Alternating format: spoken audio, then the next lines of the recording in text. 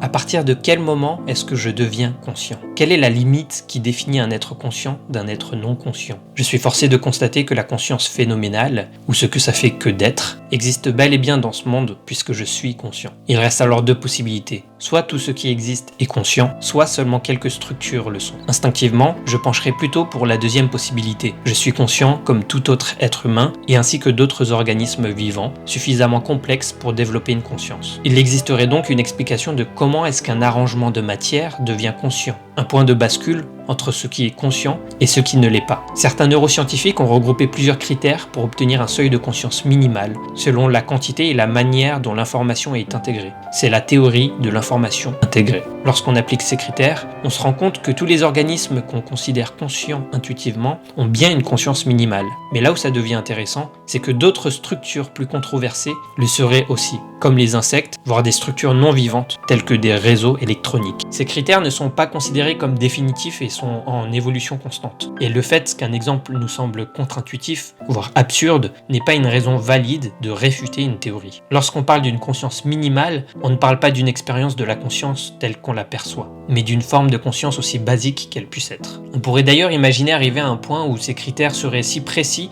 qu'il serait possible de séparer exactement ce qui est conscient de ce qui ne l'est pas. Cependant, ce point de bascule est difficile à mesurer et à démontrer. C'est le problème même de la conscience. En tant qu'humain, on a une perception bien précise de ce que ça fait que d'être, de ressentir. Mais il nous est difficile, voire impossible, de nous représenter ce que serait une conscience plus faible ou plus élevée que la nôtre. On se base forcément sur notre propre expérience, qui est notre seul repère de ce qu'est la conscience. C'est peut-être cette incapacité à nous représenter une forme de conscience différente de la nôtre qui nous limite sur la compréhension de la conscience. Et si ce point de bascule de la conscience n'était que le produit de notre intuition, et qu'en réalité, la conscience serait plutôt un spectre, présente dans chaque organisme, atome et structure de l'univers.